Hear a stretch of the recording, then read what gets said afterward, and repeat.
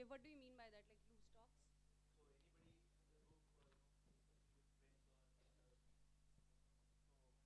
It could be anything like sexual remarks or what somebody.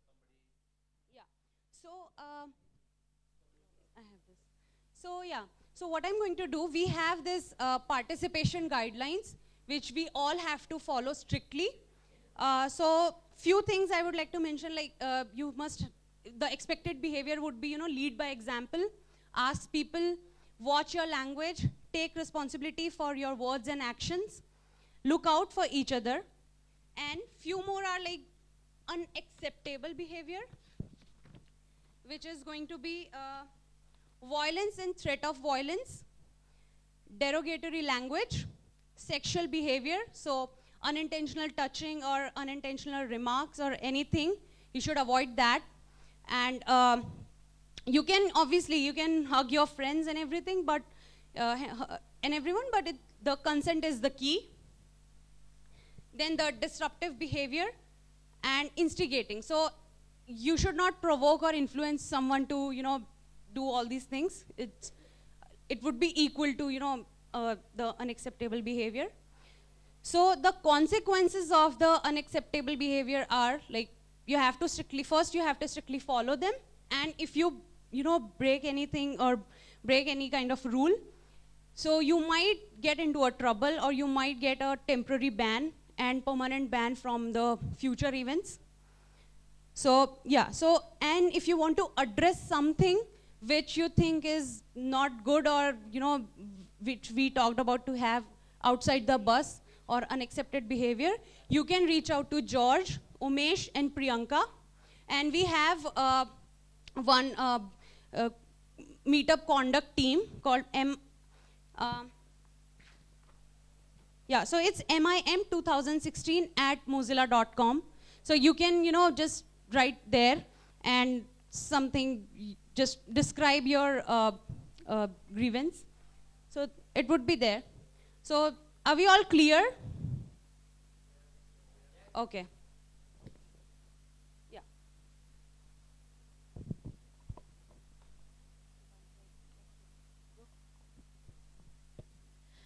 So guys, we all would be, thinking that what is that one thing that, we would be, what is that one thing that we would be, accomplishing in the next 2 days?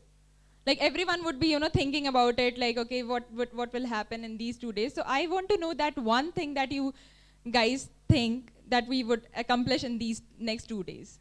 So maybe I'll start from you. Good contacts. Good contacts, okay, networking, Learning together. learning together, good point. Help each other to understand what the session is going around. Helping and collaborating, maybe, okay. Maybe it will increase our knowledge uh, respect to every domain, whatever is going to be held here. Okay, knowledge in their particular domain. Mm, I think it's networking perfectly. networking again. How about Finding new ways to contribute. new ways to contribute? Okay. Yeah, I think new ways to contribute again. New ways to contribute. Okay. Um, The same what you said. okay. So everyone thinks that there are a couple of new ways to contribute, and people will get to know about it. Okay. Good. Ashish, Learning and networking. learning and networking. Okay. So a lot of people are here to network. Looks like. Okay. How about you? um, Help the new joinees, give them direction how to contribute more towards the goal. Okay. Helping new members. Okay.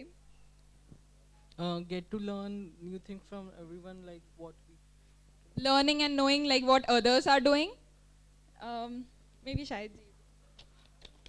Okay, community building and leadership skills that we can develop. Okay, so I think we got a lot of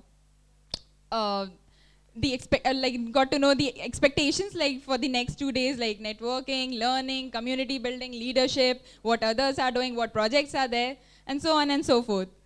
So I think we are good. Like we know that what actually we are here for, and I do not need to tell that what are we here for. So this makes my job easy. So moving forward, let me.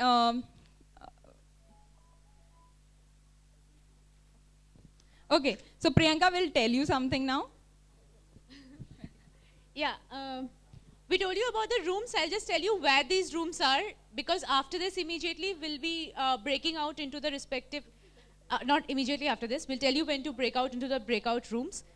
This part is clear, right? We all have a color code on our badge.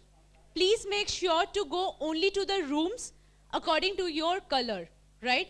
It's assigned for a reason.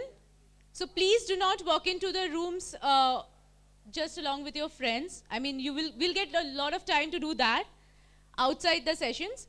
So please go to the rooms where you are actually supposed to. So Galileo 1 and 2, that's this big room. This is the Galileo area. So this is green, so here you all are from the morning. For certain breakout session, we'll be like partitioning the room into 2 different breakout rooms. Okay? In that case, just follow the color code, that is Galileo 2, this side, the front side. Galileo 2 will be yellow, and Galileo 1, that's the back side, it becomes green. Okay, just remember. Centauri will be pink, and that's on the other side. Like the immediate next bay, that's where you'll find Centauri and Apollo. Okay, and Halley's is on the 2nd floor. That's where we had dinner yesterday. Okay? All clear till here? So please be in the rooms according to your respective colors. That's there on your badge. And are we ready? Okay, so we are live streaming today's entire show. So please remember to tweet it out. Let people know about it.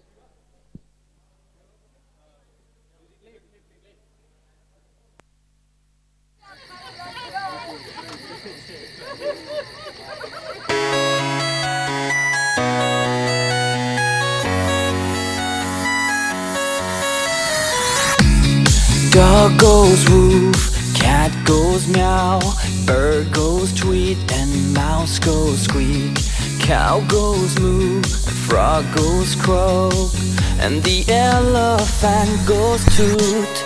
Ducks say quack, and fish go blub, and the seal goes ow, ow, ow. But there's one sound that no one knows. What does the fox say?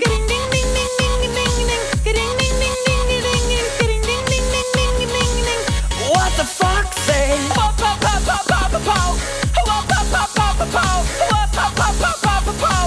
What the fox say? Happy, happy, happy ho. Happy, happy, happy ho. Happy, happy, happy ho. What the fox say?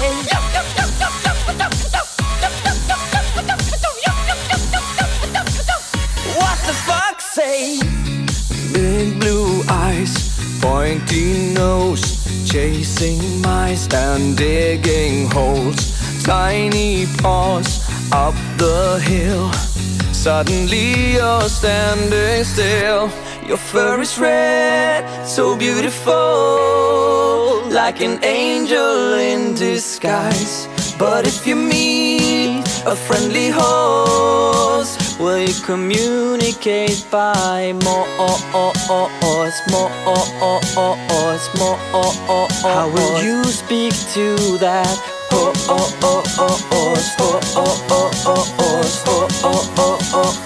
What does the fox say?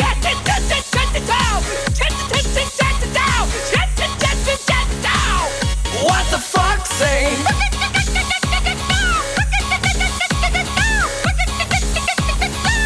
What the fox say?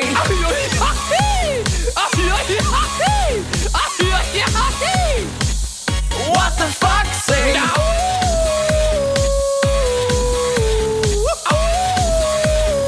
What does the fox say?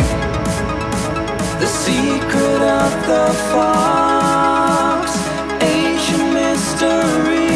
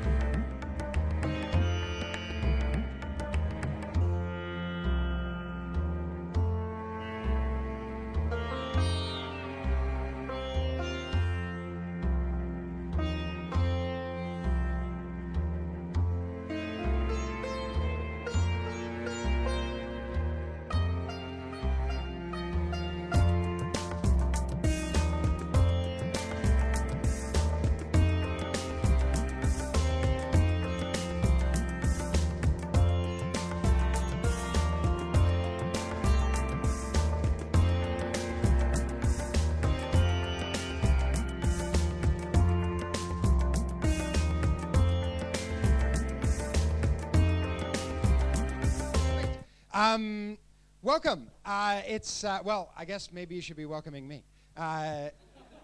It's awesome to be here in Pune.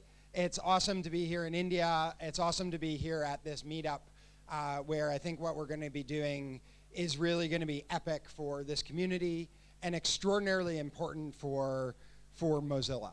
And what Ankit and I want to do this morning is to frame where Mozilla is at as a way to give some context for the work that we're going to do in the next couple of days and in the next 6 months. And the kind of upfront theme that I want to really touch on is one of hope. I am extraordinarily hopeful where Mozilla is at right now. And I want to tell you why.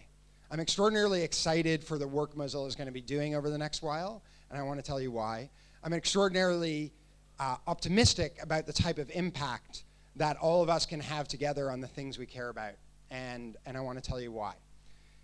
But I want to tell you why by kind of taking you through the layers of this story that I understand, and that I think is in some ways a little bit complex as well. So if you go to the next slide, Ankit. So if we look back at kind of where Mozilla came from, I think this picture is pretty iconic in the 90s as Bill Gates and Microsoft taking over the world and really building monopolies. And where that sort of landed was that Mozilla had a mission. And as Microsoft started to enter into not just operating systems, but the web, and started to establish Internet Explorer as effectively the one that was going to establish what the web looked like, and not in a way that looks anything like the web today. Much more closed, much more proprietary. That's when Firefox came on the scene. That's when Mozilla came on the scene. And our first mission was very much, beat Microsoft, beat Bill Gates, beat Internet Explorer. And our first mission was that because we said, hey, if we accomplish this, we can make the web this incredible thing. We can make it this thing that we all know today that has creativity. And so we did that. We released Firefox 1.0. We marketed the hell out of it. We had incredible participation from all over the world in building it, in getting it out there, and in fact, we won. We won our mission.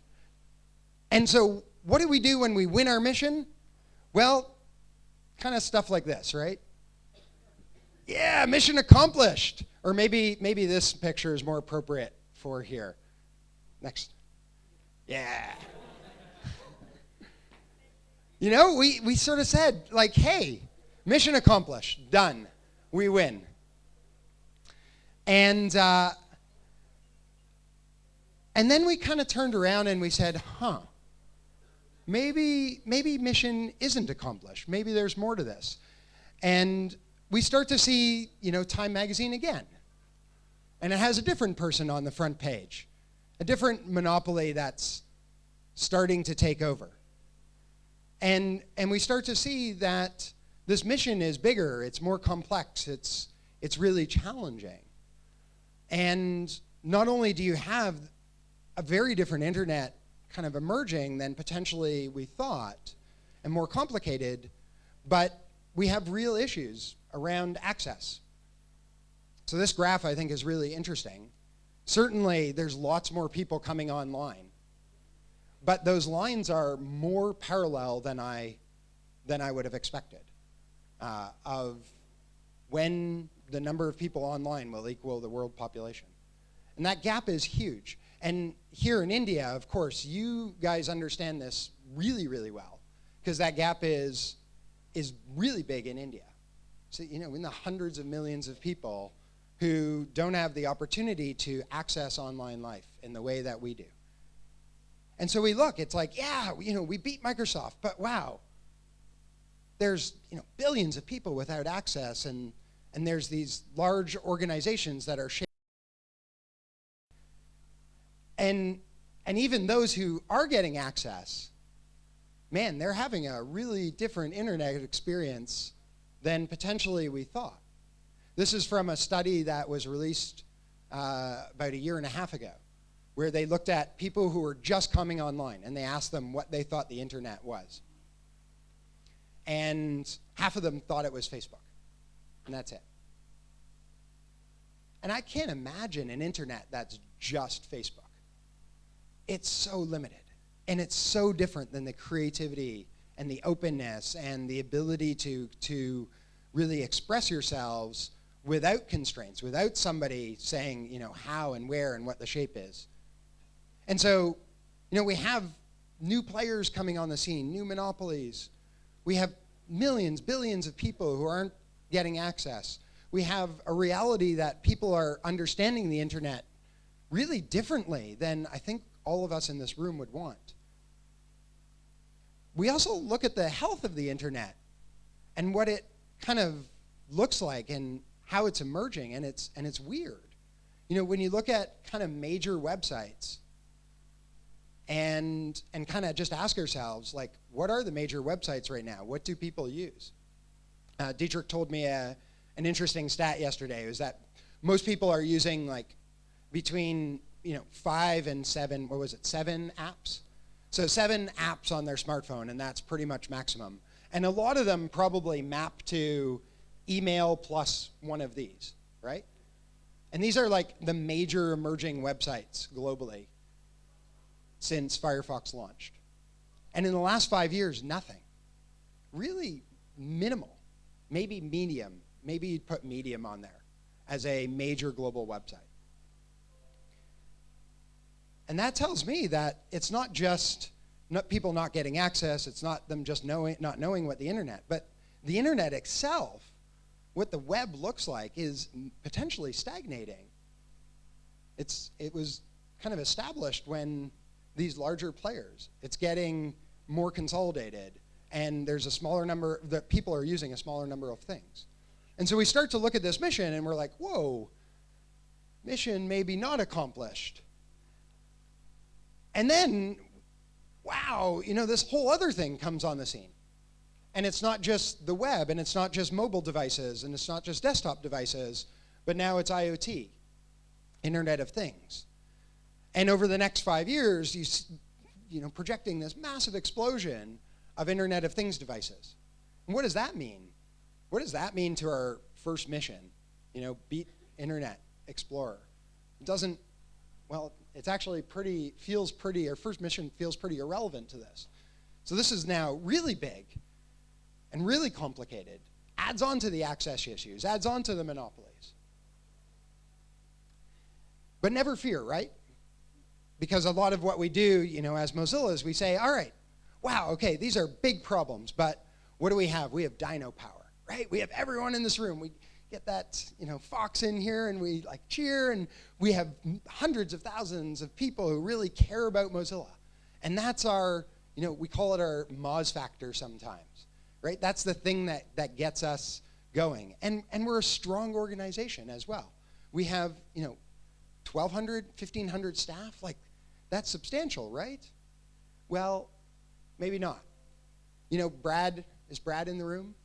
Brad is here. He's from our amazing marketing organization, which has 130 staff, which is fucking awesome. It's a lot of people, except that Alphabet staff for their marketing department is 19,000. And so the numbers are interesting. So not only is the challenge of what we're trying to do huge, but the players, not that we're competing against, but we're operating in the environment of are many, many times, and this is definitely not to scale. You wouldn't be able to see the Mozilla icon if I put it to scale. It's many, many, many times Mozilla's staff size and financial resources. And so that's really complicated and challenging. And so for me, what this does is it kind of uncovers a different layer. So let me uncover a different layer of Mozilla's history. You didn't think you were getting a strip show today, did you? Well, you are. Yeah, do not tweet that. Do not tweet that. I may get fired. And my political career in the future may be gone. So this is not a Mozilla shirt, right? And if you see, some of you in the front can read. What does it read on the back? Zidane. So Zidane, for those of you who don't know, is a footballer or a soccer player, depending on where you are from. And he's French, and he's infamous, unfortunately, for headbutting somebody in, I think, a World Cup match, which is rather ridiculous. Pardon me? It was the final, right? Yeah, not just a World Cup match, but in the final. And, but I want to tell you the reason that I'm wearing this shirt. Because it's not because I'm a particularly large Zinedine Zidane fan, but it relates to this picture, and it relates to what it means to be faced with this massive challenge and this realization that the challenge that we're up against is potentially bigger than you thought. So, as some of you know who've met me before, you know that before Mozilla, I came from an organization called Engineers Without Borders. And I spent about 15 years living and working between Canada and Africa, and various different countries in sub-Saharan Africa. And one of them was Zambia. And Zambia was actually the first country that I ever visited in sub-Saharan Africa. And when I was there, one of the things that I like to do when I'm in a new country is go for a run and kind of just see the city or see the area. And so one day I was out in a not particularly urban area, small town, and I decided in the morning, I got up, I'm like, I'm going to go for a run. This is going to be a beautiful day. So I put on my running shorts, put on my running shirt, shoes, and I went out for a run, right? And I'm kind of running around the town, and I'm going around the town, and all of a sudden these like kids are sort of falling behind me. And then they're like, oh, who's this dude? And they start running with me. And then these other kids kind of start running with me. And then one of the kids, who's like kind of like, probably like many of us, like a bit of a smart aleck, when we were like 12 years old, we were probably all, like many of us were smart alecks. He's like, okay, there's a kind of bald white guy who's running. What do I know of bald white guys in the world? Zidane! And so I had these kids running behind me screaming for about a half an hour, Zinedine Zidane! Zinedine Zidane! Zinedine Zidane!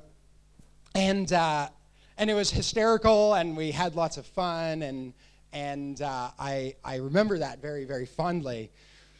And I eventually told that to a coworker who I was working with in Zambia there, and he came back one day, and it was actually the day that we met this woman, and he brought me this Zinedine Zidane shirt. And the reason I have it on, and the reason it relates to this, is because one of the things that I realized and I discovered through my work with Engineers Without Borders is we had a little bit of a mission accomplished moment too, which is that when you look at something like poverty and you look at solutions to poverty, you look at someone like this she's a baker, her name is Patricia, and she gets a electric oven like this. Before this, she was using wood-fired oven, and it transforms her business. And this is a picture of her when I met her, and she eventually had, I think, about 4 different shops, and she totally cornered the buns market in this one village. And she very funnily, when I met her, she put out her hand and she said, "Hi, my name is Patricia. I have the best buns in this area." Which, for those of you who are English speakers, basically also means behind. So she basically said, I have the best ass in this area. And she knew how funny that was. But you see these stories, and you see kind of what unlocks them. And in this case, it was a internet-powered lending mechanism that allowed her to get financing to buy this electric oven. And you think to yourself, man, we just need more of that. This is awesome. Totally fantastic, great. You know, we're going to accomplish our mission. And over again with Engineers Without Borders and in looking at challenges of poverty, we came across these success stories, and right next door to them was 5 failures that didn't work out. And they didn't work out because there was complexity. There was, competition in the area. They didn't work out because we didn't understand the problem enough. They didn't work out because we didn't have the resources that we needed. They didn't work out because we weren't able to really commit ourselves. And so sort of coming back to this and coming back to the Mozilla story and why, for me, this shirt is the next layer of Mozilla as well. We accomplished our mission with Firefox. And then we discovered this other massive sea of complexity and challenge. And every time I come across that, I think about this picture and I think about this shirt. And when I need a little bit of like added motivation, I put this shirt on. And I think to myself, people like this and people all over the world, people who you know and probably have met through various workshops you've done in rural India, some of those people may be struggling to kind of just make a life for themselves and maybe struggling against these challenges.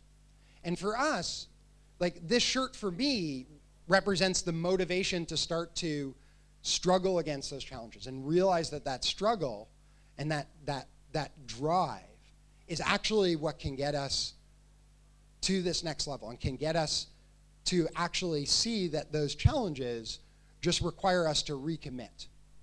And they require us to really think about how do we go after these? How do we not be scared off by them? And how do we see these as quite central? And how do we become much more sophisticated? And I think for me, that's the next layer of Mozilla, and this is the last layer.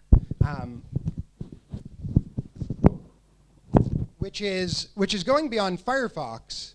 It's going beyond trying really hard, and it's starting to kind of get to the place where the internet as our mission, the health of the internet as our mission becomes really, really central. And redefining ourselves not as the Firefox organization, not as any single product, not as any single program, not as localization, not as any of these one things, but instead really having each and every one of us start to internalize this mission, ensuring the internet is a global public resource, open and accessible to all. And what we've started to do, and this is why I'm so hopeful and proud, is start to bring this down a level and articulate what are the issues that we want to move forward over 5 years, and how do we make them relevant? And we're going to go into these in much more detail in just after this talk, so I won't dig into these now. But let me just give kind of a sense of how these start to become really relevant to all of us. So if you go to the next slide, let me focus on web literacy and digital inclusion in particular. So these are really challenging issues. How do we get people online? How do we ensure when they're online they're safe? And we engage in them with courage. This campaign that many of you were involved in, this campaign to say no to free basics, the Save the Internet campaign, these were courageous campaigns to go up against strong political forces, to go up against a massive company, and to say, well, having Facebook describe what the internet is and having like 8 sites that they have, said are free, well, that's not the answer.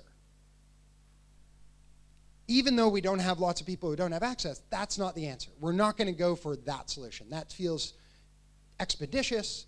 It feels like it undermines what the internet actually is. At the same time, we know we need to get people online. And so this challenge is very much how do we ensure digital access? How do we get people online? How do we be much more creative and come up with different business models so that people in India, across India, can take advantage of the digital economy? And I think that there's lots of work that all of you are starting to do to play around with those ideas, to think about, how do I inspire people to get curious about this? How do I get them thinking about what it means to go online? And I think one of the things that Mozilla is going to be doing over the next little while is launching a series of challenges to get all of you thinking very creatively about what's an alternative. We can't just say no to free basics. We have to have an alternative. So what's an alternative to free basics?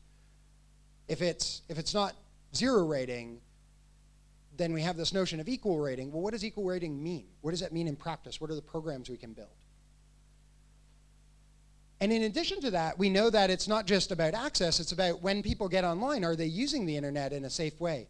This is a business card from someone in Delhi who one of our researchers met on a trip there, who was really excited. He had a business, and it was about, I think, henna design, and on it he had his Facebook page, and on his Facebook page he had his email ID, which was his login to his Facebook page, and his password on his business card. And we kind of chuckle at that, and that's a bit of a privileged chuckle, right? Like, all of us are really well educated, and we know what that means, and we know that that's tough. Or that's like extraordinarily bad for this guy.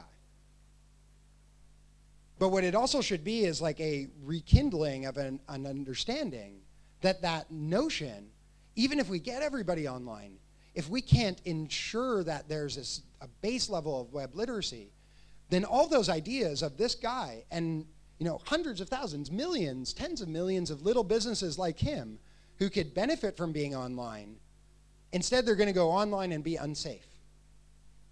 And kids are going to go online and they're going to be unsafe. Or they're going to be using the web to a fraction of its potential. And so that's why those issues matter, because we have the opportunity to move the ball on those and really put Mozilla's mission of the internet first and really have that be quite central. And this is more than, obviously, this is more than just cats. Like, cats are lovely, and they certainly make the internet a beautiful thing, but it's more than cats, right? It's about people's lives. It is really about people's lives. The work that all of us are doing, the mission that we're here for, is about people's lives. And so over the next 5 years, what do we want to do? We want to unleash that next wave of openness, of innovation, of opportunity on online life, so that so many more people have the chance to be online, to be safe, to be empowered.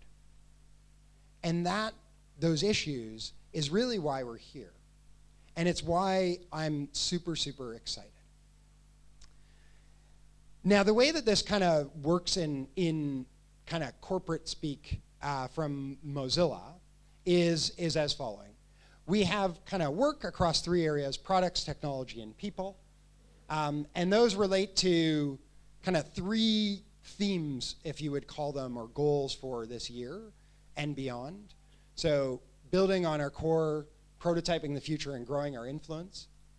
And what these mean, and I just want to keep these in the back of your mind, what these mean is really, part of our work is about Firefox and building a fantastic product that gives us influence in the world and that gets users using our products. And that's about the core. Part of it, though, is about investigating this future, about looking at things like Rust and Servo and what the next generation of a web engine looks like, looking at things like IoT and where that's going and how that's important. But then part of it is also really saying, like, how do we influence the shape of the web and the shape of these issues and where they are going? And that's about growing our influence in the world. And I think if we come back to this idea of the Moz factor, back to what makes Mozilla special, to accomplish all of this incredible ambition, to accomplish this massive mission, like, I can't even tell you how big this mission is. Like, this room is really full. And when we go out of this room, some of us can hold events with thousands of people. but we're operating in a country of 1.2 billion people, and we're trying to shape the internet experience for 1.2 billion people. And we can do that. I believe we can do that. But we need to get really smart, and we need to find incredible leverage points. To do that, I want to introduce two themes that I think are going to be really important through this meetup and probably even beyond this meetup. The first is asking tough questions of ourselves. Questions like this. Is volunteer contribution having the impact we'd want it to have right now, today? And I think if we asked ourselves that, probably the answer is, not quite. Certainly not enough for the size of our mission.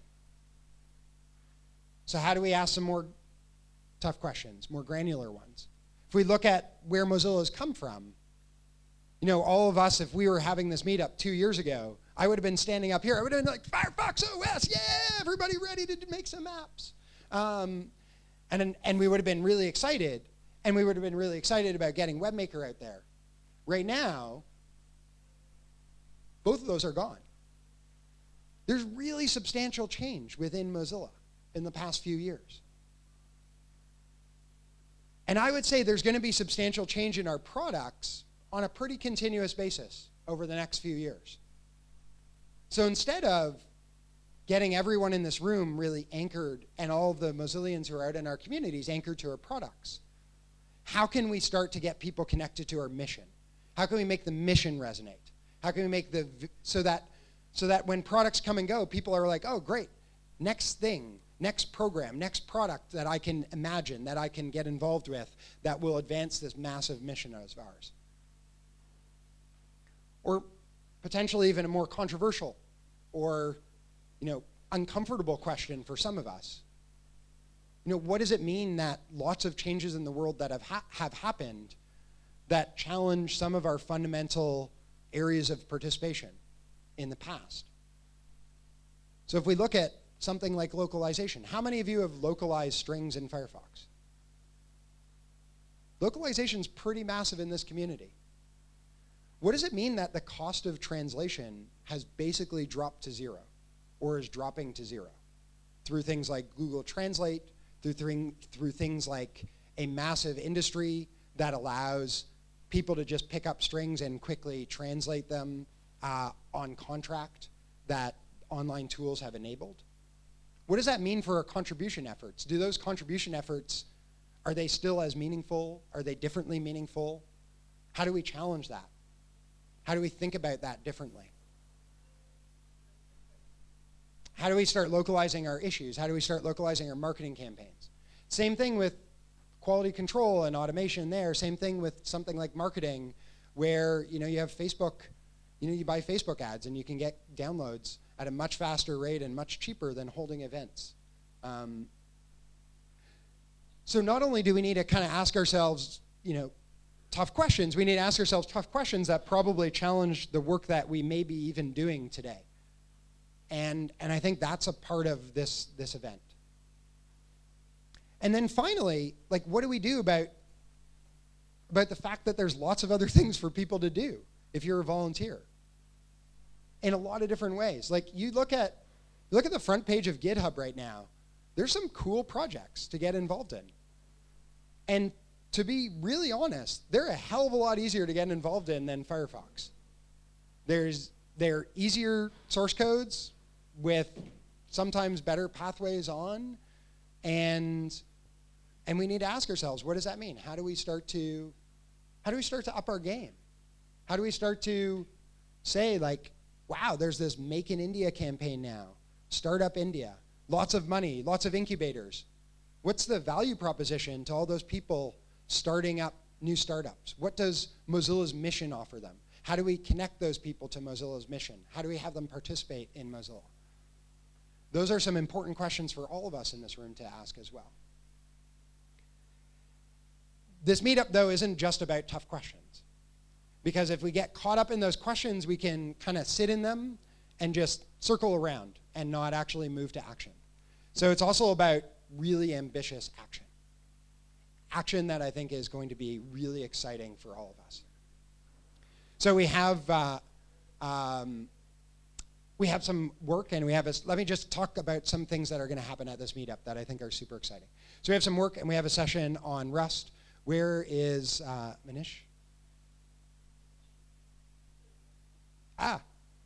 Awesome. Stand up, stand up. So like some of you are going to be in this session on Rust. This is super interesting. Rust and Servo is like totally revolutionary in terms of web programming languages and what the web is going to look like. And we get to dig into that and say, okay, it's still like an experimental language. How do we actually make this a thing that is taught in every university around the world, that is understood by web developers, that powers our core web products and our engine? So, you know, chatting with Manish, this meetup and going to a session, I think will allow you to explore insanely ambitious actions like that. Thanks. You know, if we look at something like connected devices, and you know, Dietrich is here. Dietrich, do you want to stand up? So Dietrich, like again, like IoT is exploding, and what we're doing is we're going at this, you know, in a lot of different ways. But one of the ways is we're basically saying like, hey, let's just experiment. Let's try a bunch of things. And in fact, we're not saying that's about staff only. We're saying, of course, in Mozilla fashion, that's about everyone experimenting. What do platforms look like? What does IoT, what does security look like in IoT? What do products look like? What does IoT look like in a home in urban, you know, Calcutta? Like, that's going to be pretty different than San Francisco. And I think we have the opportunity to really explore there. And again, that session is like so exciting and it's super ambitious. How is Mozilla going to shape what IoT looks like? That's an ambitious mission. That's something to get excited about. If we look at something like MozVR or A-Frame, who's leading this? Is it Ram? Yeah. So Ram's going to lead this work today. And again, like not just staff members standing up, right? Like Mozillians in this room who are not paid by Mozilla are going to be leading these things and thinking about how do we take this like really revolutionary framework that allows you to have people on their normal smartphones in a web browser experience virtual reality and have developers start to see, wow, what types of experiences, what does the web look like and what does the internet look like through a virtual reality, augmented reality lens, and create the framework that allows people to engage in that so much more easily than with specialized hardware or specialized, very, very challenging programming languages. And this is super exciting, and there's going to be work here. And again, how does Mozilla, this massive industry that tons of money flows into, because we're thinking about it differently, how's Mozilla going to shape that in a different way? How's our mission about the web going to be central in how VR works in the world? And we're going to have this really cool session that's going to clean this fucking mess up of FSAs and campus reps and Firefox clubs and Mozilla clubs for once and for all.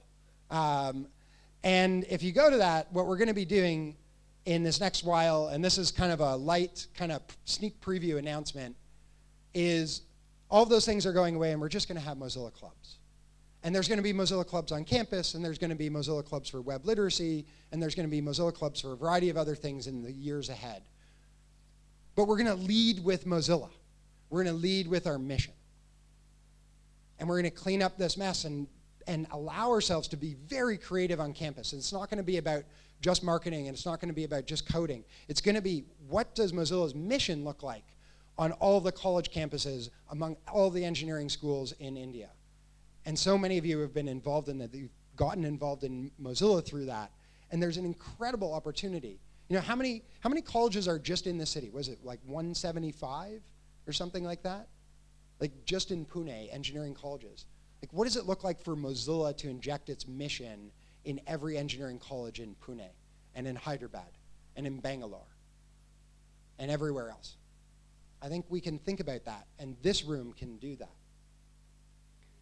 And of course, it's about like awesome campaigns like this that have been dreamed up by all of you to go after things like web literacy. And like Renadeep shared this awesome video with me yesterday about OneWeb, which is, I think, super interesting. For all those kids that we still have not unlocked figuring out how to get a device, how to get on the web, how to get a computer, how do we, in pencil and paper and marker form, get them thinking about these ideas now in anticipation of the fact that those problems are going to be solved?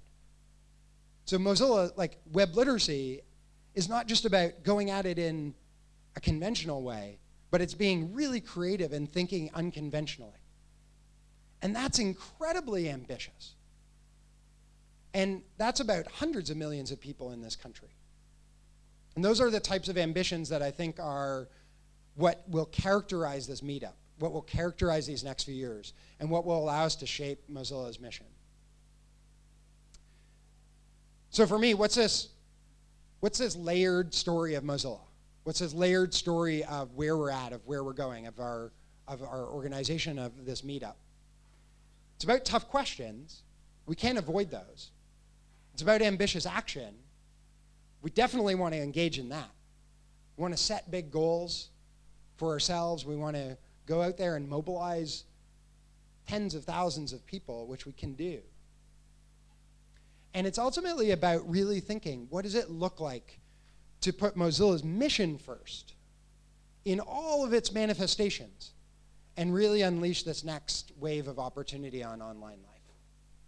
And I would say, let me just kind of finish before I hand to Ankit by saying this room and what I have seen even in the past 2 months of spending more time in India absolutely has the capability of taking this on.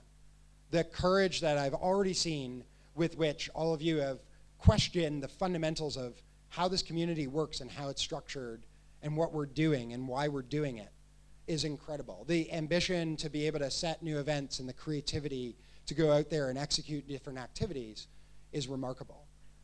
And I think if I'm really candid for a second, I think Mozilla India is actually really important to Mozilla communities, which are really important to Mozilla and the achievement of our mission. And so what you do this weekend in asking tough questions and setting ambitious action and keeping our eye on this next wave of openness and opportunity, I think is really crucial to us being successful and being able to stand here 5 years from now and potentially have another t-shirt that's not this, and layer it off and be able to tell a different story about some incredible achievements that we've made together. So thanks, and I'll hand it over to Ankit now.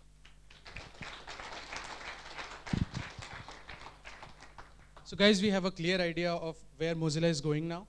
And the most important thing is, how is it relevant in Mozilla India? So do you guys think that the whole mission is relevant to Mozilla India? Is it? And can we do it? We have already done it in the past, but we have to, talk about it more. We have to showcase it more and do it at a very granular level itself. And as George rightly said, that we have that motivational shirt with us. We just need to put it on and go ahead and make that impactful contribution that we have been doing always, and make that impact that Mozilla is expecting from us. We are such a big community. Look at us all. Look at people here. There are 117 people here, but there are more thousands there whom we can reach out to and give this information. George, next slide, please. How are we going to do this? We're going to do this using some basic principles. So transparency. So most importantly, where we are lacking right now is really happening that transparency basics with hyper sharing, right? We are not being able to share. We want to share, but due to many constraints, we are not able to. But after this meetup, I'm sure we'll be able to, right? So the most important thing that we should be doing is getting those learnings from here, all those goals, all those new contribution areas, and getting this back to our community so that they also, our Mozillians, our community members, also are on the same page as we are, so that we can move forward together, right? Participation. We also want to make participation more explicit, right? We want people to come in. We want to be more accessible, right? Right now there is a problem of, a new contributor coming in, oh, I don't know what to do. Can you tell me? And we are like, oh, okay, fine. Just, go to this GitHub page or go to that wiki page, and that participation is lost, right? So it is our job to come up, help that person, to get to the level that we are today, And maybe that person should be there in the next Mozilla meetup. Judge. Communication, right? What we are going to do, it's easy. We have been doing this already, but we are going to do it more. It's like facilitating conversations, right? If a message is given across, don't stop there. Ask for feedback. Ask people to talk to you about it. Ask people to understand what you're talking, okay? And the last thing is accountability. We want data-driven matrices, reporting. Whatever we do, we need to report it. The documentation part is really important. So using these basic 4 values, we'll be able to achieve what Mozilla is expecting from us, and yes, what we are expecting from Mozilla. So do you guys think that we are ready to put on those motivational shirts again? I can't hear you really. Yes. Again, are we ready? Yes. So are we hopeful? Yes. We are optimistic? Yes. And are we excited? Yes. Then let's get to work. Yeah. Okay, so guys, we'll be having a tea break now for 20 minutes. So it starts from 10:30 to 10:50. Wait, few more announcements. We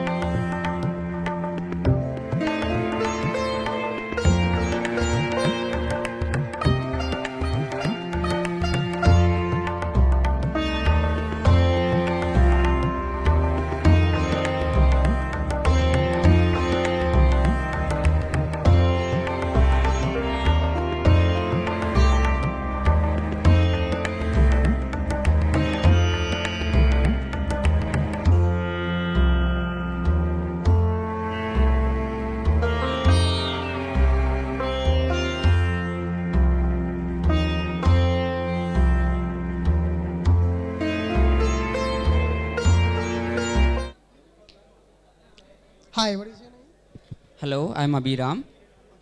Um, how did you get involved in Mozilla India? So my first Mozilla India experience was attending a maker party by you guys at Bangalore. So there was you, Jafar, Galaxy, Gautam, and all of you. So that was my first interaction with Mozilla. After that, I knew that I could write code for Mozilla, which is what I was interested in, and that's how the journey started. And it's been 3 years, and it's been a fantastic ride.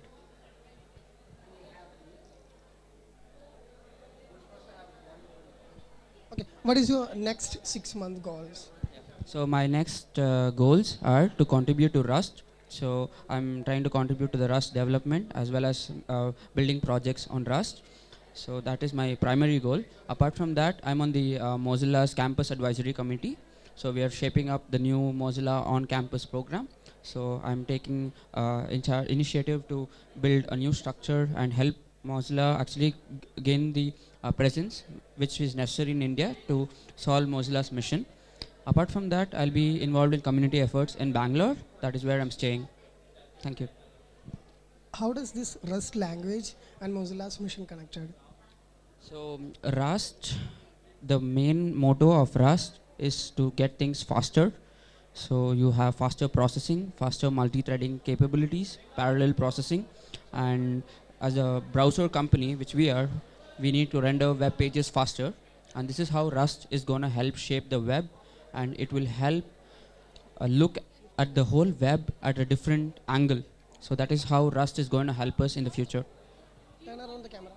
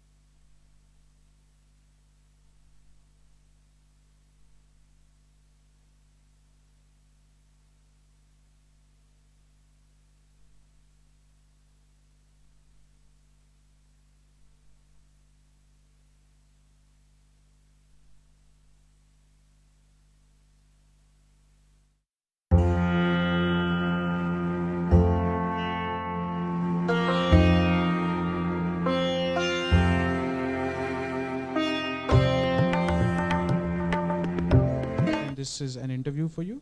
Okay, no.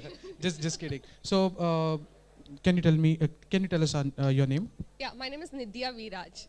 Okay, Nidya, are you excited being here? Oh, obviously, like it's Mozilla Meetup. Okay, so can you tell us what have been your contribution area up till now? Yeah, so I have been contributing in Mozilla Kerala basically. So I'm from Cochin. Then I used to be associated with more than 2.5 years, and then I used to run the WOMOs there, and we have run almost like 150 plus events all across Kerala. Then I moved to Delhi for a year. Then I was contributing net neutrality and all those stuff. Then now I am a gypsy, so I don't belong to any city. So I can say I can do anything anywhere. Like, yeah. So, do you think this meetup will help you reach your goals, being a gypsy? Yeah, obviously, because it's like I can find people all around India, and then if there is a possibility for me to settle in one city, then obviously I'll choose to. Awesome. So, what are your next 6 months goals as a Mozilla contributor? Yeah, so I'm really interested in IoT actually. So I'm a hardware hacker also.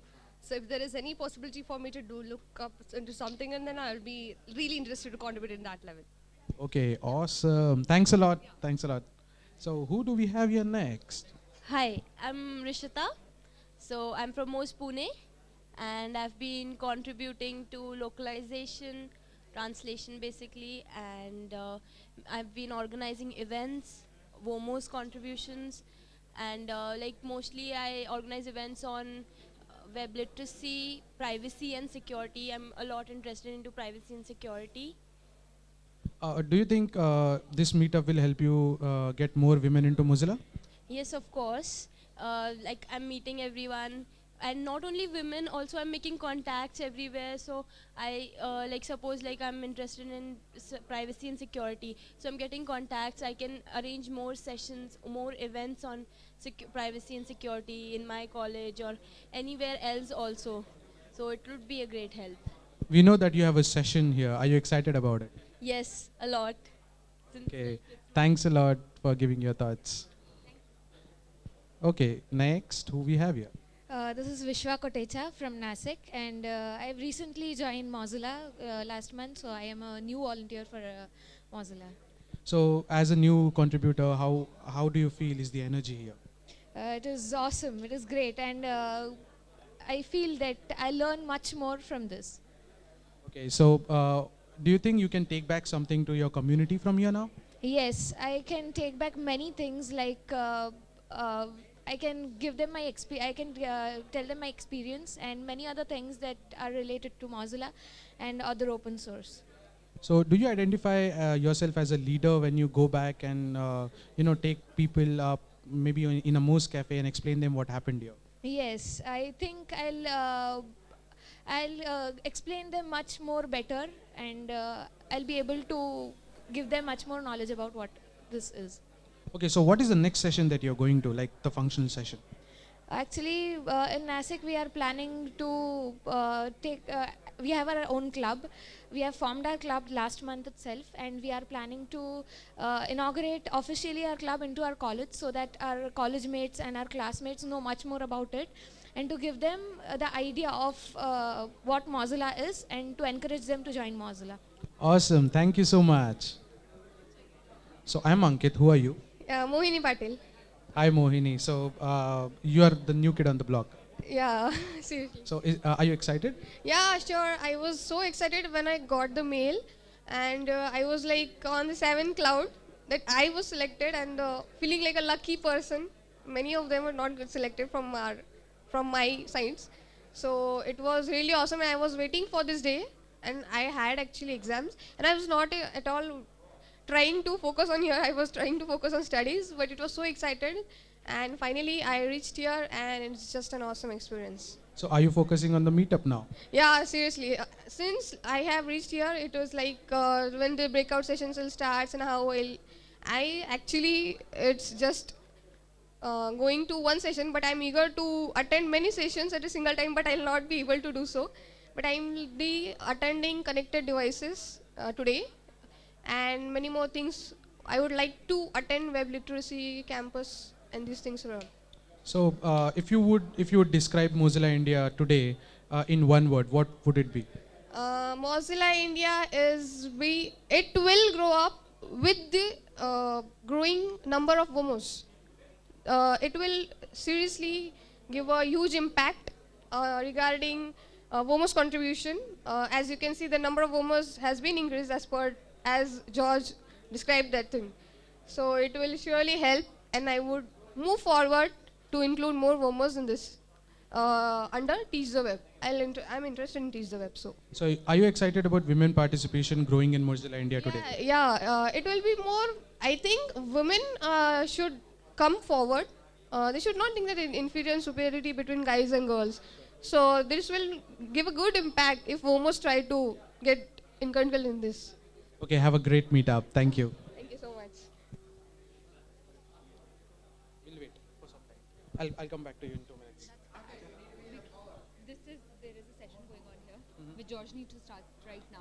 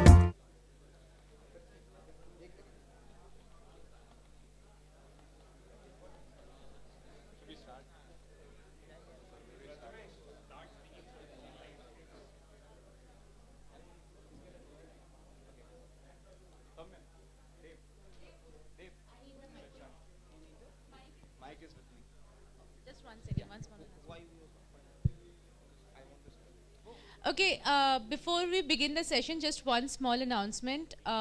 Please do not keep your room card keys, the cards, with your cell phones. Do not keep them together. Otherwise, your room cards will get deactivated, like because of all the magnetic effects and everything. So please do not keep the cards and the cell phones together. That's it. Okay, I'm starting. Okay, guys, can we have some silence? I'm starting with the session. Guys, people back there. Okay, cool. Okay, so right now, okay, my name is Prathamesh Saman. I'm one of the members of Mozilla India restructure team. And here's what I'm gonna do. I'm gonna introduce the team and then I will start with the work group thing. Okay, so we have Vinisha, then Deb, Vinil and George as the team members. And additional we have Kaustav and Akshay. So Akshay is not here. Okay, so what is this restructure team? Awesome. So it was a work group which was, that came into existence after the planning meetup. The aim of this work group was to come up with a new structure and strategy that will sustain the future of Mozilla India. Clear? So okay, so for that reason, what we did was the work group came up with certain mails on the mailing list, of some posts on Facebook, Twitter, tweets. And what we asked other Mozillians from India was to submit a proposal or a structure they think of, or a model which they think of would be feasible for the future of Mozilla India. So in that direction, what we did was we shooted an email on the Mozilla India mailing list as well as on Discourse. We asked people to submit their proposal in the form of a attachment or an Etherpad or any document. So in that response, we got 10 responses or 10 participants from the Indian community who presented their own proposal. So the thing with the proposal, the future, like the next steps of the work group would be explained by Vinisha. So Vinisha, please, thank you. So yes, guys, we got some dozen of proposals, wherein we actually, when we were discussing about like when we will make the proposals anonymous, and we were thinking we'll only get 3 and 4 proposals because it is like the restructure of Mozilla India, and everyone would. We were really happy to actually see that we got dozen of proposals, and then we made sure that since we wanted a transparent process, so we opened it to everyone for comments, and if anyone wants to see how those proposals look like and how, if they want to review it, comment on it. So we made it public for everyone. Then based on the comments, so we had actually 2 spots in the restructure team where we wanted an addition of 2 members. So what we had actually thought that whosoever is going to be the most active member in taking part in commenting and participating in the proposal review would be getting a chance to be a part of the restructure team. So based on that, we actually decided 2 people. We were very confident that because when we saw the comments, so Rabimba, Akshay and Kaustav had commented on most of the proposals, and really with really great reviews. So then we, since Rabimba was not in India, so we decided that we would pick Kaustav and Akshay. So now the new addition to the team was Akshay and Kaustav had joined the team. And then after that, so when Akshay and Kaustav became part of the team, then we decided now we have dozen of proposals. We have to make sure that we start summarizing the proposals, and then we pick some really good points from the proposal and make a hybrid model, or you can say skeleton, which we can actually present it to the larger audience, and make sure that all the inputs and suggestions are taken, and if that structure would work, then we would actually go forward about it. So it's just the first iteration of the proposal. It is not the final one. So I would hand it over to Deb and Kaustav to actually unveil the hybrid model of the proposal. Thank you, guys. Hi everyone, I'll be co-presenting with Kaustav. I hope all of you have a document like this, a couple of 5-page bundle on your table, right? I don't know whether you have had enough time to go through this. If you haven't, no problem. This is when we try and explain that. But before we go on, I'm sure there are lots of jargons mentioned in here. I know there are lots of statements here that you might be confused about, curious about, or have conflicted opinion about. You might have different questions, explanations required. In each of your tables, there are sticky notes. Use those sticky notes. Put your thoughts in it. If you want to put your name in it, even better. Not required. And then we'll collect all those questions, concerns. I understand this is a very large group of people. It's not essentially possible all the time to answer everybody's concern. So what we'll do, we'll collect all those questions. Afterwards, we have another session in the afternoon. At that point of time, we'll try to give answers to those questions. Also, one more thing to note here is that this document is not a finalized version of structure that we'll be going ahead with. This is just a mere skeleton of what we actually intend to build. This is something a very limited set of people came up with. And we don't want that. We want everybody's participation in building something that all will follow. So even though the entire process was pretty open, as Vanisha mentioned, we started with, okay, these are the people we have. We need a particular working group to start working towards creating the structure. How do we approach? We thought of how about we open, instead of we creating that, we open that up for everybody to participate. Everybody as in entire Mozilla India community or whoever wants to give inputs to. So we created the process where you can anonymously submit your proposal. Lots of, a couple of dozens of people, proposals came in. As Vanisha mentioned, we went through those things. We created, we summarized, we cherry picked stuff that works better. We figured out some of those key themes that can help us. And we went ahead with creating a very skeleton-y thing. This might not be very apt as of now, but getting this thing right is the core part of this entire session, as well as the event itself. So this session is very, very, very important.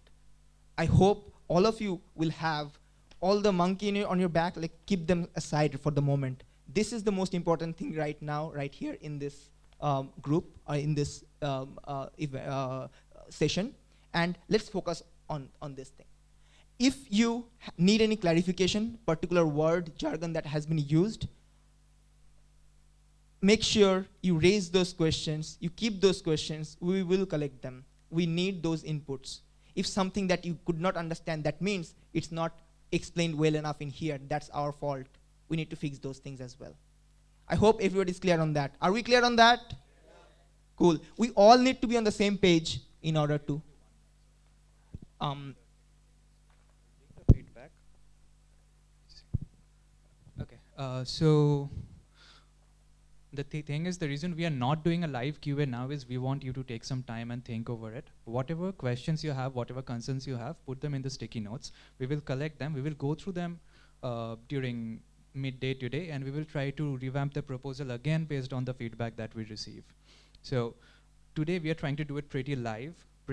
Only that we are not doing a live Q&A in this session, and later on we'll try to open up a broader Q&A part, which will be part of the later half of the day. So over to them. Thanks, Kaustav. So we will be kind of bouncing back between ourselves. So when starting to create that skeleton, I'm using the term way too much. I don't have any alternative for the particular term right now, so bear it with me. So this thing, before we try to fill this thing up, what we try to do, we try to find a vision. We put down our one summary version of what do we think can be a vision for Mozilla India. Sorry. So what do we think can be the vision for Mozilla India, and we filled it in this manner. Enable the community to uphold the Mozilla mission at any scale while remaining relevant to individual contributors. This is very abstract. This is very, very, very limited into one sentence, but this is what essentially encompasses most of our thoughts. If you have no more clarifications that you need and all these things, put your questions. Meanwhile, after setting this vision, we went ahead with finding the fundamental principles to help achieve that vision. Costa? Yep. So just three small pointers about the vision. We have made it into three sections, if you see. The first one is to uphold the Mozilla mission, where we know that we are working towards a better internet at any scale, whether the community has 50 people or 5,000 people. A proposal of this kind of structure should work at any of those, and remaining relevant to individual contributors.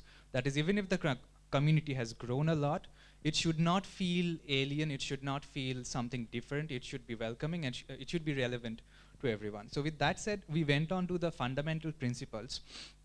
So vision is your most abstract definition of what we are trying to do, and fundamental principles, the way we have thought it is, it applies to anything and everything that we do as part of the community and what the rest of the community does for us. So the first one, maintain transparency of operations.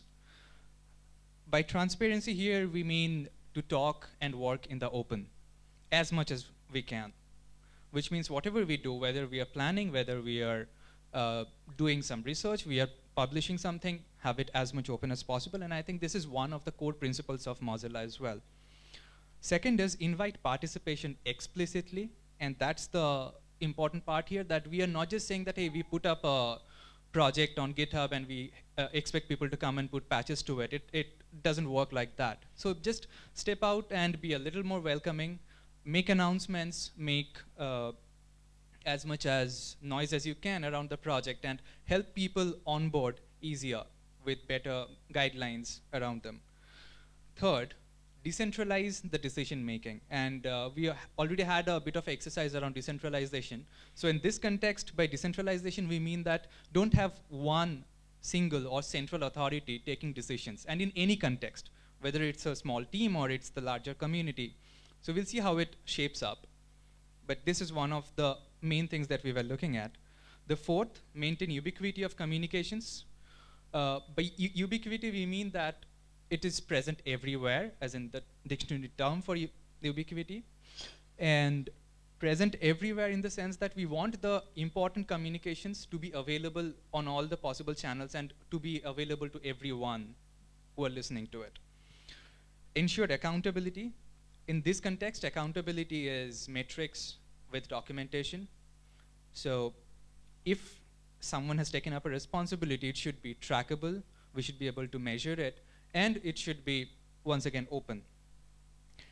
And the final, and probably the most important part of this proposal, use a flexible and adaptive structure, which is, we are not saying that this is a proposal which is going to be set in stone. This is something that will improve itself, and by improve itself, we mean we are the people who collectively give our feedback, constant feedback, and improve on it. So essentially, it's improving the process as well as the structure and going through a constant evaluation. And if you look at this, these are the principles that probably almost all of us follow in whatever we do for the community. We are just setting it out explicitly here. To many of you, this is not anything new. In fact, these are not anything new. These are almost the inherent part of the Mozilla mission. What we are trying to do is put it in a understandable piece so that whatever we do, we can refer back to these guidelines and treat this as guidelines, not as rules. We can refer back to these and see if what we are doing is standing up to it. And we have code of conducts in various places. We decided that instead of creating a code of conduct ourselves, we can use what Mozilla already has. So we tried to fit whatever Mozilla mission is, the way we work globally as well as locally, and the way we work as a person as well as a community, into the context that fits us. So that is what we're bringing in with this proposal. And the so I'll just hand it over to Deb for the org structure. I said the code of conduct, as in we are just following Mozilla. Well, so after setting ourselves with all those fundamental guidelines, now we know how to address the problem. Like, we have the tools to address the problem now. So now we figured out there will be lots of different teams and other kinds of structure, different entities in the structure, but there will be some common themes. So we tried to bundle those common themes under this section called basics, like, for the lack of a better word. If you have a better word, do suggest, please.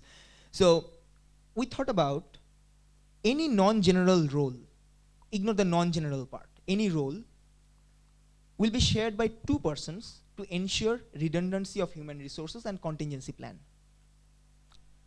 So at any point of time, any role is handled by two people. Anybody who is inactive or needs some time out or something of that sort, no work is stalled. Somebody else can take care of that part. Each team in the following structure tree will have a role of facilitator, which is to say that those are the people who will be communicating and interfacing with the outside world and the team. They will be the medium for the outside world to connect with the team, and for the team to connect with the outside world. They will be the interface. And they will work as the arbitrators to help finalize team decisions. If the team needs to come to a decision, is conflicted between opinions, they will help the team understand and come to a decision-making phase. They will ensure the execution of undertaken responsibilities of the team and publish activity reports publicly and to the overseeing body. So they will be the ones you would reach out to understand what's happening in the team, what's the progress, and all this other kind of stuff. In any case, either of the facilitator discontinues or become unavailable for the role, a second facilitator is chosen, and again the team becomes a two-person facilitator team. So entire team, each and every team that we have will have a role for a facilitator, which will be shared by two people at any point of time. Any concern about the next 2 points are very, very important. Please ensure that you align with it, or if you don't, why not? Do give us the suggestions. Any concern about a team's health, deliverables, execution should be resolved by the facilitators and to be flagged to the overseeing team if failed within a preset timeout.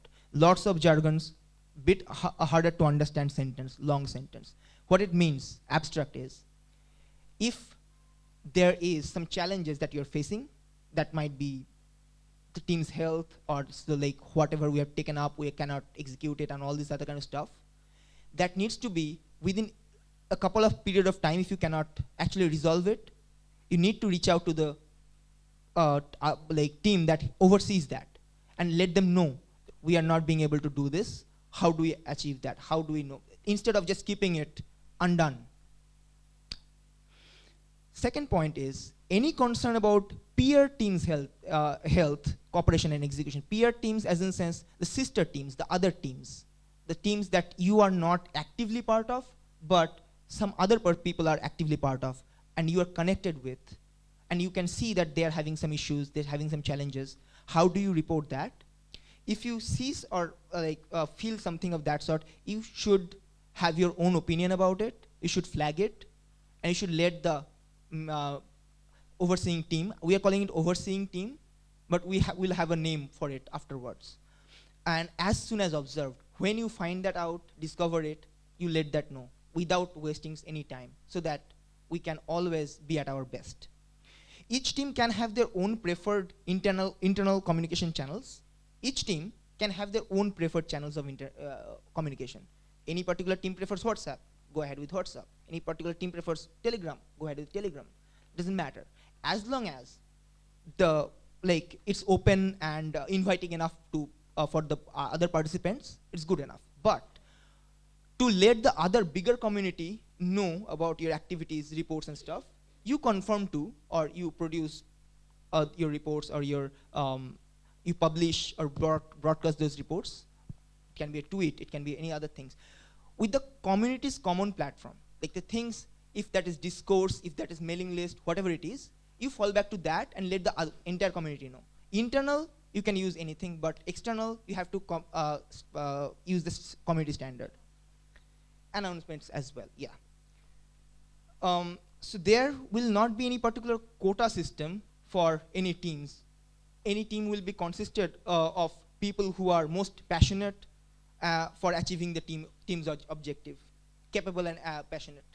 So if somebody is capable and passionate about reaching a particular team's goal, doesn't matter which background they come from, which region they come from, which gender they are, nothing, no obstacles would be there, as long as they're the right person to take that, get into that group and execute it. The next section, many people already gave some feedback about it, and if you have some confusion, please note it down. Community's operation will process, community's operation process will follow a meritocratic process, it's written, instead of a democratic process. Do you want to explain on that part? Yeah, so when we talk about meritocracy here, we are talking of merit of the argument, as in, if you want to do something, let's say in this case, one use case would be reserving a hotel for this meetup. Whoever we're doing, in this case, I would say an example of a merit-based argument is adding the why did you book this hotel over something else? Why should we choose a venue like this over a different venue? And using arguments, well-formed arguments with proper reasoning to drive a decision, instead of just, just raising your hands and voting that, yeah, I like it. But the more important impact here is, you just don't say that you like it or you don't like it. You say that why don't you like it, or why do you like it?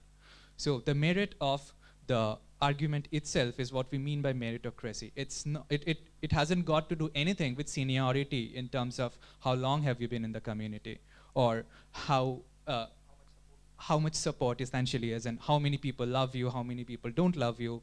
It's got nothing to do with that.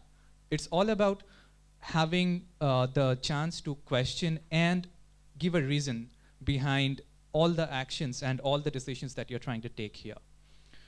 And just another small note, so when we say that each team have their own preferred communication system, it's just for, think of it as an internal team chat. Like you can have a private Telegram group where people outside are not there, but still bounce it back to the main channel as many announcements as you have. So I think that's more or less what I had to say about meritocratic. Yeah, so the next bit is, every part of the community should have well-documented and discoverable waypoints and pathways. That means that is one of the parts that ensures better, explicitly inviting participants. If you have all that you do, who do you connect to, and all these other kind of information publicly available, it's easier for new people to join in your team, have bit of context like what you're working on, who to connect to, from where do they get more idea about how to get involved and stuff. So every team will have to do their own documentation about these things, making sure these things are discoverable and documented. Now, self-evaluation or self-checks are very, very, very much important in this structure. And at any level and at any given time, this is encouraged. A self-check can happen by anybody at any time. And if you have that, if you have a thought that helps the community get better, then that particular thing has to be agreed upon in a consensus. Like everybody convene that, okay, yes, that's the right thing to do. Let's restructure a community. That should be able to be done, that should be achievable on this structure that we'll be having. Structure will be flexible enough to adopt that. instead of having to set up yet another meetup like this and totally restructuring, rebuilding it. So essentially the community will be like a Play-Doh where you can keep shaping things and not a like stone sculpture that if you don't like it well enough, you have no way but breaking it. So does that make sense, the self-evaluation part? Yep, go ahead. So when we say self-checks, I'll just repeat again. We are asking a few basic questions, as in we are talking of asking a few basic questions. One, are we doing it right? And this goes for anything if you're trying to do a self-check. Are we doing it right? Can we improve it? How can we improve it? So questions like these, if you constantly keep on asking yourself, then we will actually find that whatever we have as a proposal today, 2 years later, depending on the new challenges that we face or more experiences that we have figured out something better. But that doesn't mean that we have thrown this proposal out of the window, started from scratch again and built something new. The entire goal is for this to evolve and fit into whatever we do and not just stand out as a separate, big process that we have to follow. If it stands out like that, then that's probably a place we have to improve. So the next one is every entity in the community starts with a preset level of trust. And if you had noticed in the fundamental principles, we had a trust first model. And it's kind of taking a deviation from the way we work now. It's experimental. We don't have it yet. And in fact, a lot of the things in this proposal we'll feel like, hey, but we don't have it now. And the purpose for having that is we aspire to that. It's not something that we are saying we are going to implement by this weekend, but it's something that we will work towards. So one of the goals is to get to a trust first model, which means whenever a new contributor comes in, we give them a basic level of trust. And for now, just bear with me when I repeat that we give them a basic level of trust. A good example will be the way we have a vouching system on Mozillians now, where you need 3 vouchers to get started, essentially into the larger community. Can we figure out a better way of handling that process? We don't have an answer yet, but focusing on this. And it's going to differ based on teams and stuff. So before I just hand it over to Deb, the basics of organizational structure in this case are essentially things that are common to all kinds of teams that we would have. And next we will head into the types of teams that we have identified, and these are types, not really exactly the teams. So this has been on the slide for a long time. Do you want to go ahead? Yeah. So is this visible to people? I think we might need to take it a bit ahead. Deb? Can you? Is it visible at the back? I don't think so. More or less? Okay. Okay. I think we'll just broadcast it. Go ahead.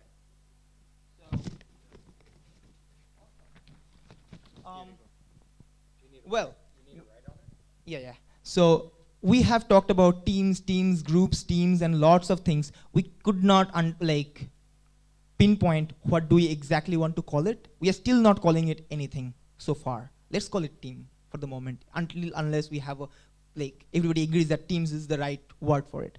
Anyways, we have, if you move over to the next page, it says hierarchy.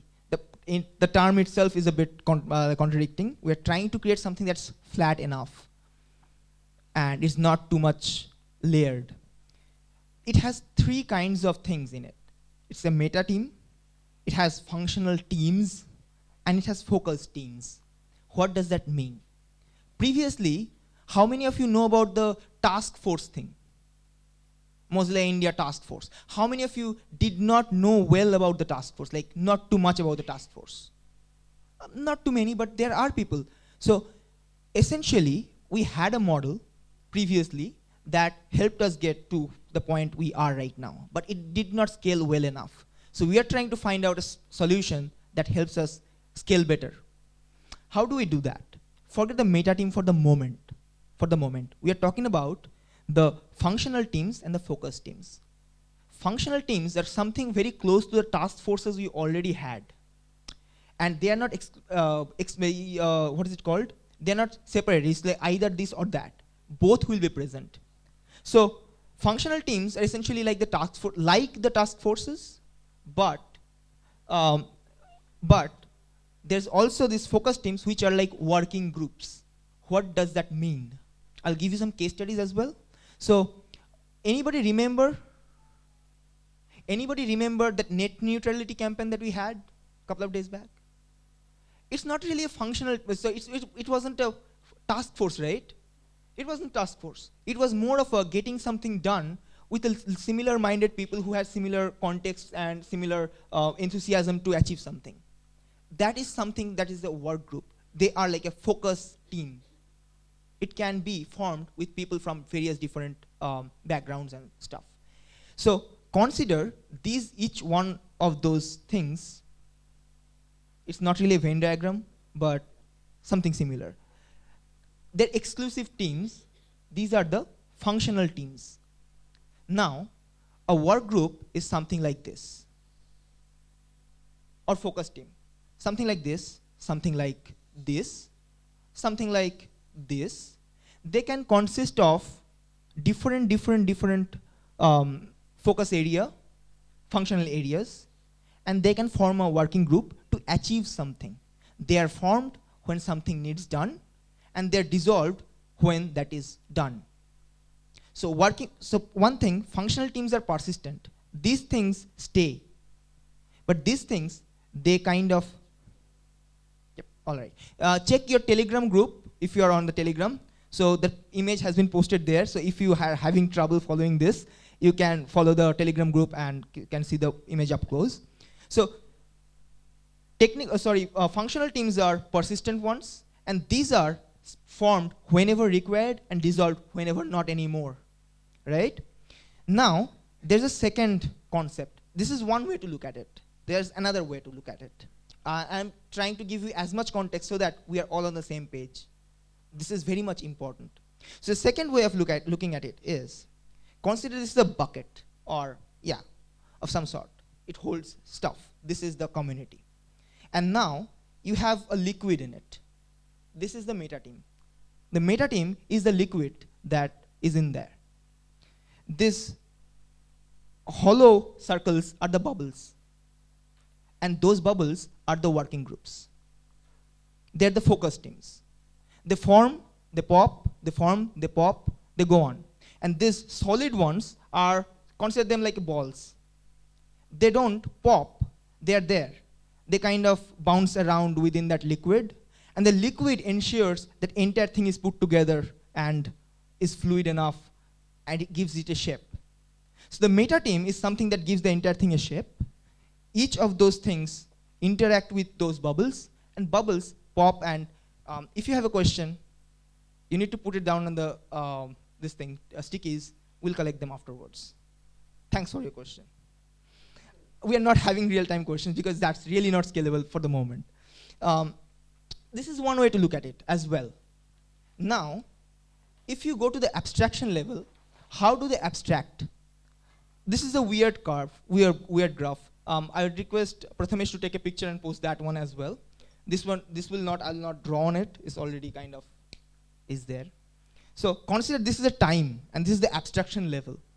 Which abstraction level do we achieve with each of those teams?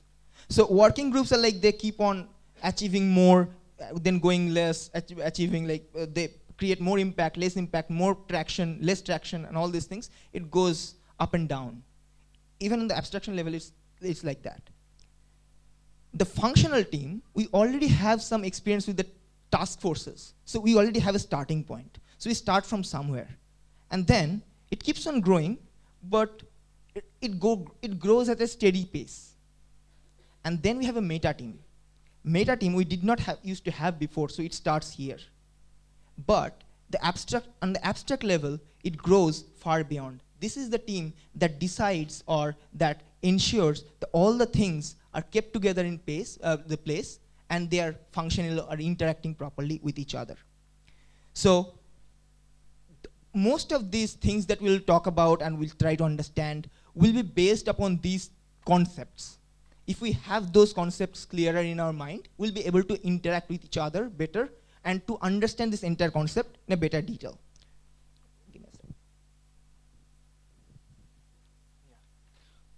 So one note on the hierarchy and the way we mean Meta will oversee and kind of stuff. So here by hierarchy we mean the abstraction hierarchy, not once again seniority hierarchy, just to be very clear about that. So you can think of this in a way that focus teams are the ones on ground. They are the ones, small teams which come in and go depending on the kind of stuff that they want, that they have to work on. Functional teams oversee a particular discipline for a period of time, and meta team sees the health of the community over time, which is why it's a higher level of abstraction. And we go straight to self-checks. So we have some information in between. We'll just skip that for the discussion. You can follow in there, but we'll just move over to the self-checks part. Like we had said before, and this is page 4 near the end, self-checks, grievances, and arbitration.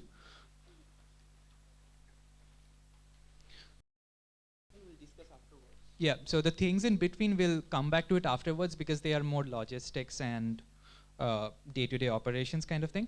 So self-checks, grievances, and arbitration, the inspiration for this comes from the fact that we cannot have one solid, as in set in stone kind of proposal that is going to stay and stick with it.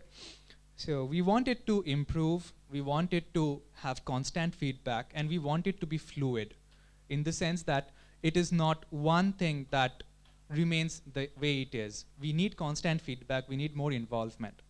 So I think we already discussed the basics of self-checks, but the third point, failing to resolve any issue flagged at any level should be documented and escalated. So it's not just that you say ping on Telegram and say that, hey, I don't like this, but if that doesn't get resolved, need to document it somewhere. We don't know where that where is. We'll need to come up with that. But essentially, we don't want any kind of checks that people come up with to go unnoticed. And when we say self-checks, once again, think introspection, retrospection, and also understanding whether it works for you or not. And grievances, we did not really have a semi-formal, even we really do not have a structure for addressing grievances that the community has. And we don't want to reach a stage again where we did not hear from our fellow contributors. So we are trying to build a basic level of grievance reporting platform as part of this proposal, which kind of will be handled by the meta team, hopefully, but the points are in there. And the arbitration part is when we have some decisions and say everybody is reasoning with very strong whys and you can't pick up between the two. So we'll have a basic of arbitration process in between so that some people can come together and decide on behalf of a larger group based on all the feedback that they received, and then it can go back and forth. And so even if an arbitration process is not successful, one of the things is we want it to be documented. So if you see throughout the proposal, a few things stand out. We are talking of transparency at every layer. We are talking of flexibility and keeping things modifiable at each layer. We are talking of accountability so that whatever you have done, you document it. We can derive proper metrics out of it. And we are also talking of resolving any conflicts before they become severe. So one of the things that this proposal does not do and intentionally does not do is go into details of each and every of the things, because that is pretty much up to the teams to decide how they want to do their day-to-day operations, or up to individuals to decide how they want to interact with the community. This is pretty much an abstract that we proposed. So if you have questions, concerns, feedbacks, please put them on the stickies. We are going to collect them. And yeah. So that we have been through the most abstract part of the document, we are already through the hard part. I know there will be lots of confusions and all these things. We'll collect those details. But for the moment, we'll wrap up the session with George. And George? Great. So let me explain. So first of all, we have 13 minutes. We have 13 minutes between now and lunch. And this is how we're going to use the 13 minutes. The first minute, I'm going to explain what the rest of the day looks like on this particular work. So there's one more session from 5 p.m. to 7 p.m. or 5:15, whatever it is. And then the second is we're going to spend some time actually chatting at our tables about what we've just done. So very briefly, what we're going to do is we're going to capture some ideas at our tables, having a brief discussion. For the rest of the day, this strategy and structure team is going to take that information in. We are going to think about it. We're going to start reworking. We're also going to take the vision work that you did just before this session and start to incorporate it and rewrite that vision statement and flesh it out a little bit more, incorporating all of your ideas. And then in addition to that, there's going to be a moderator, Mozilla moderator up. And throughout the day, you can kind of read the proposals, put questions in the moderator, vote them up and down. And to start the session this afternoon at 5 p.m., what we'll do is we'll present back all of that new information. We'll then go to the Mozilla moderator and we'll have a live Q&A. And through that live Q&A, we'll be able to really understand what's going on. And then ideally, we'll get to a point where we can start breaking out into those teams. So we'll identify what the initial teams are and we'll start actually breaking out into them. I don't know if we'll get that far today, but we have lots of time tomorrow. So that's the initial kind of process. For right now, for the last 11 minutes, what would be great is at your tables, does everybody have a note taker at their tables who might have been tapped on the shoulder before? Put up your hand if you're a note taker. One? Note takers? Anybody note takers? Ankit may have tapped you. Okay. Anybody who, any team, any table that doesn't have somebody at that, somebody maybe take notes. Have a discussion for about 10 minutes, generate some questions on Post-it notes on this, and then we'll have, at the end, I'll give you the link to the Mozilla moderator. So stay in the room for the next 10 minutes, have some conversations, and generate some more Post-it note questions.